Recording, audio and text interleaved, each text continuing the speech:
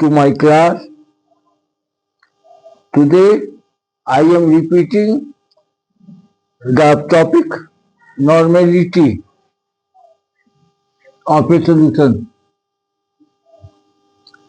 Normality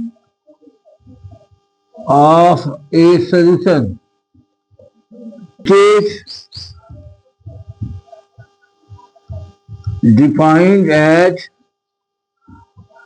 the number of gram equivalent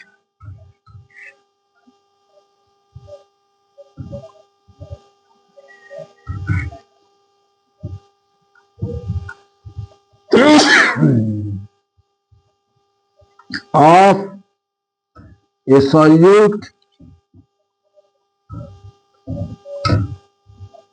present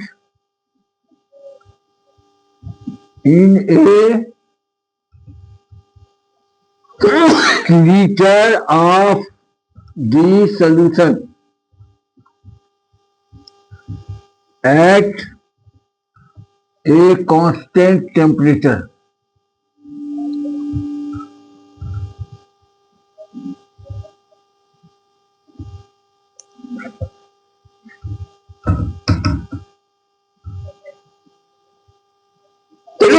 Formula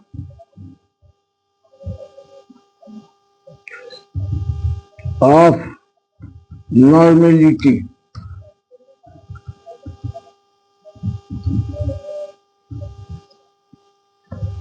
Small w by E into 1000 V milliliter of solution. E is equal to equivalent weight of solute. W is equal to mass of solute in gram.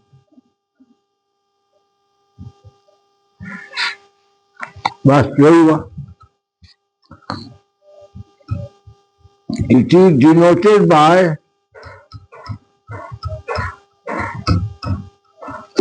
capital N.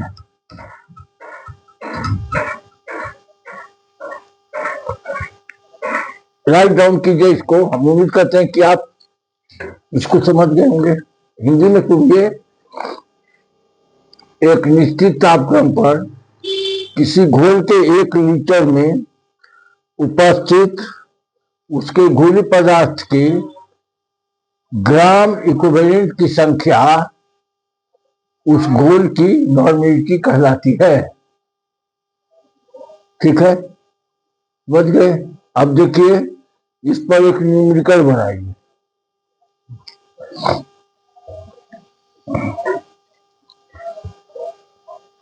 Numerical है. मान लीजिए आपको दिया जाए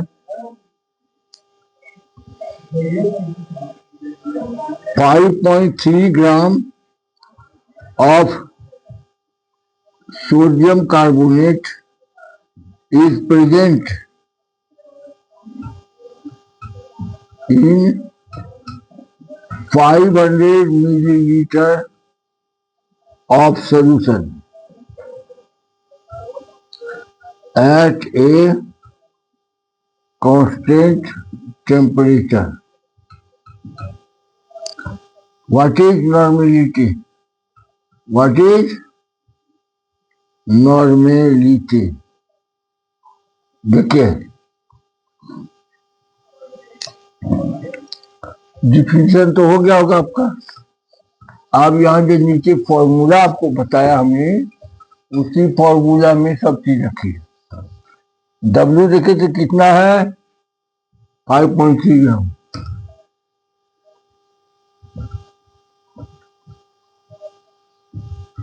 ई कितना होगा 106/2 कितना हुआ 53. अब तो बढ़ गया. देखिए normality is equal to 5.3/53 into 1000 और नीचे में 500। डेसिमल का उड़ा दीजिए इसको, ये खत्म हो जाएगा। अब बता क्या, 1/5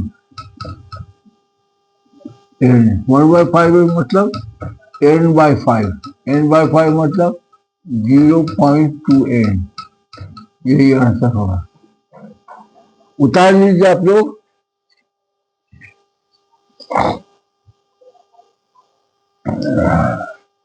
हम उम्मीद करते हैं कि आप उतार चुके होंगे। तेजी से उतारिए। अब आपको मैं बताया हूं मोल फ्रैक्शन ऑफ ए सॉल्यूशन, इसको खत्म कर रहा हूं मैं। मोल fraction of A solution,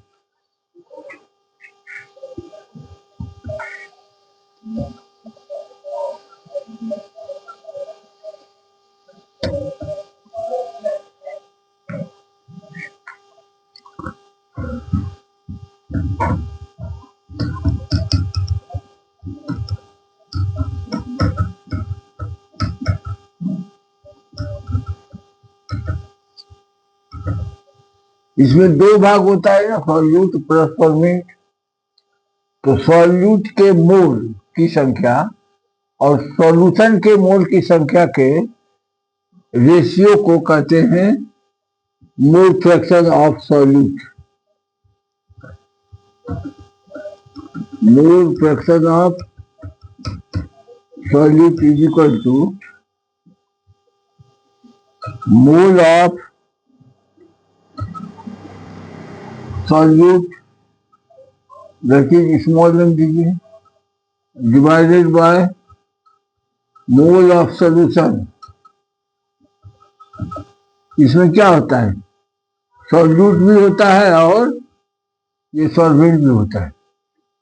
N क्या हुआ, mole of solute, mole of solute. N dash क्या हुआ, mole of solvent. N plus n dash क्या हो गया, मोल ऑफ सॉल्यूशन।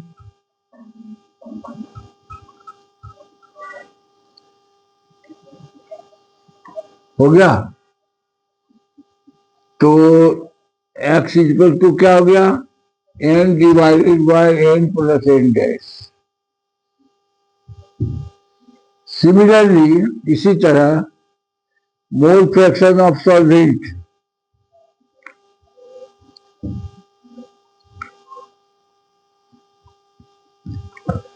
इसमें सॉल्वेंट का मोल का कंपेरिजन सॉल्यूशन के मोल से होता है, स्मॉल n बटे n डैश, ये होता है।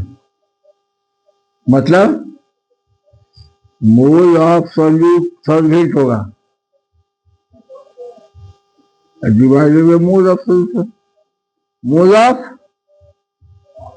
Solution at any temperature, at any temperature, क्योंकि इसमें वॉल्यूम एंगेज नहीं है। एज आई थिंक आप इसको उतार लिए होंगे। अब इसका मैं न्यूमेरिकल बताऊंगा।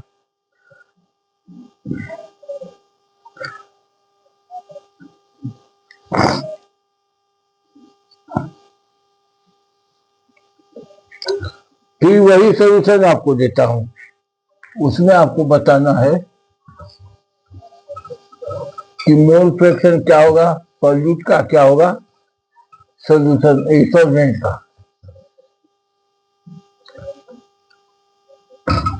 If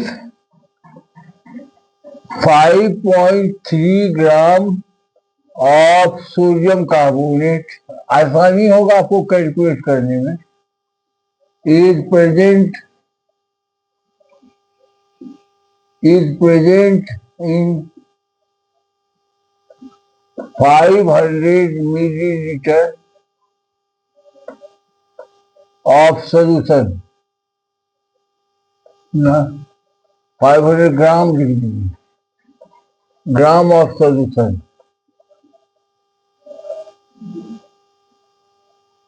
calculate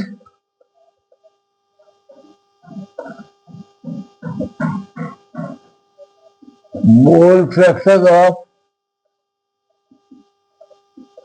solute X and mole fraction of solvent.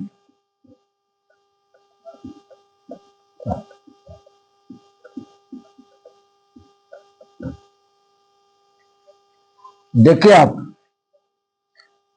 इसके लिए आपको देखना है यहाँ मोल फ्रैक्शन सॉल्वेंट का, सॉल्यूट का, ये होगा n बटे n plus n dash. n क्या है? n है gram of solute divided by molecular mass, तब होगा ना मोल। और n डैश क्या होगा? Gram of solvent. यहाँ सॉल्वेंट 500 ग्राम है, तो इसमें इसको घटा दीजिए।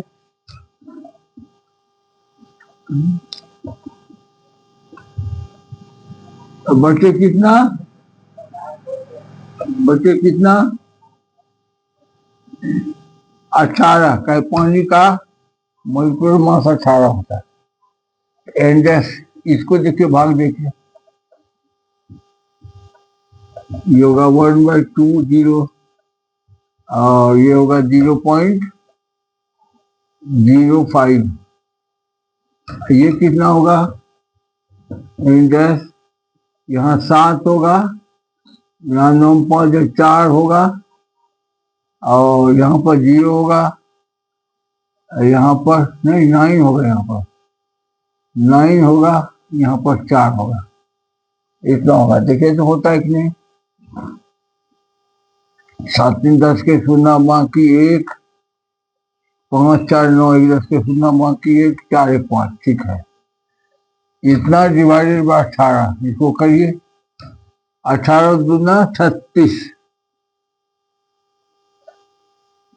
36 हुआ, 36 से 4 40 5 हुआ, 18 3 54 दशमलव, अब देंगे 18 छाक 18 26, 18 छाक 78 से लगभग यही होगा, इतना होगा। अब देखिए फॉर्मूला पर बैठाइए।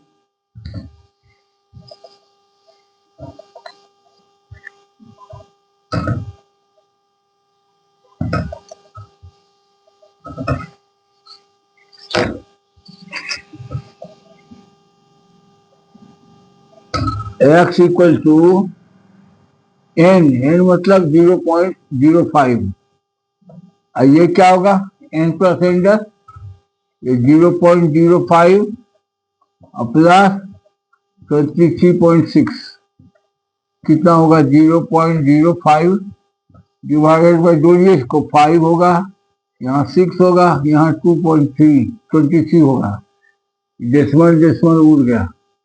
अब इसमें भाग देना है, 2365 से 5 में भाग देना है। दशमलव होगा नहीं खाएगा, 0 होगा नहीं खाएगा, फिर 0 होगा तो खाएगा। 23 दूना 4 में 2 होगा, ये रखिए 0.002, इतना होगा x। आप जानते हैं कि x प्लस वाई बराबर होता है 1। किसी भी सॉल्यूशन में सॉल्यूट के मोल फ्रैक्शन और सॉल्वेंट के मोल फ्रैक्शन का जो योग होता है वह 1 होता है। तो x निकल गया तो y क्या होगा?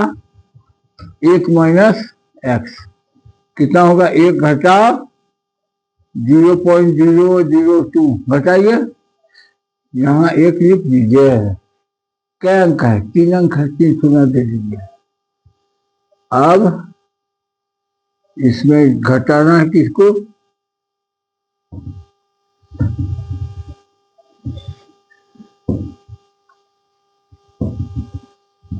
2 घटाइए, यहाँ 8 आया, यहाँ 9 आएगा, यहाँ 9 आएगा, ये तो खत्म हो गया। कितना होता? 0.998 y हो गया। इसलिए उत्तर ऐसे करके लिखना चाहिए, x इज इक्वल टू 0.998 002 और y इज इक्वल टू कितना 0.998। ये आंसर हो गया। हम समझते हैं कि आप लोग इसको अच्छी तरह समझोगे। आपको और बनाइए सवाल, अगर दिक्कत है तो हमको व्हाट्सएप पर भेजिए, हम बना के देंगे। हाँ, व्हाट्सएप पर भेजिए, हम आपको बना देंगे। अब रह गया एक यूनिट पीपीएम। इसी यूनिट से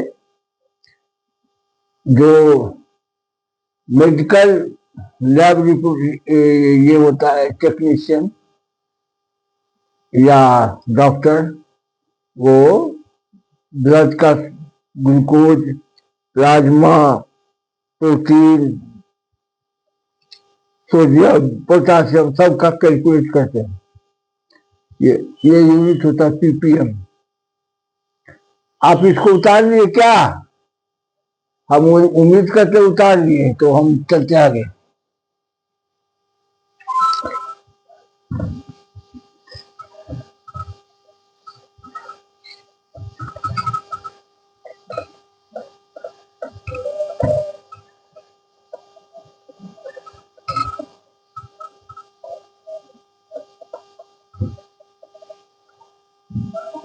ये लास्ट यूनिट है पीपीएम।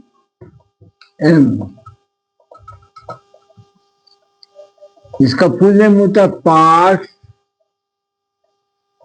पी माने पर, एम माने मिलियन।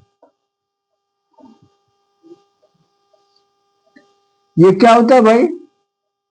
ये होता है किसी सोल्यूशन में 1 मिलियन पार्ट में सॉल्यूट का जितना पार्ट रहता है। मान लीजिए हम ग्राम में पार्ट को व्यक्त करते हैं, तो 1 मिलियन ग्राम सोल्यूशन में सॉल्यूट का जितना ग्राम रहता है उसे ही एक पीपीएम कहते हैं। जैसे इसका क्या होगा फॉर्मूला? पीपीएम बराबर होगा mass of solute in gram into 10 to the power 6 divided by mass of solution in gram। सही है। अब देखिए, अगर यही सवाल है 0.53 gram sodium carbonate is present in 500 gram solution. Now calculate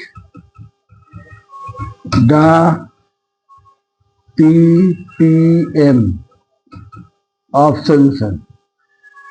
बहुत आसान है, ये करने का बारी है, बिल्कुल इजी है।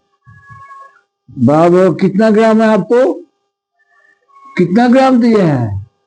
इतना ग्राम लिखेंगे 0.53 अब गुना 1 मिलियन कितना होगा? 10 to the power 6 और डिवाइडेड में क्या होगा बोलिए? 500 ग्राम। डेसिमल दे दीजिए, 200 जीरो आ जाएगा। यहाँ 4 जीरो है तो 10 to the पावर 4 घट जाएगा, इसका 2 बचेगा। इंटू कितना बचेगा? यहाँ 53/5।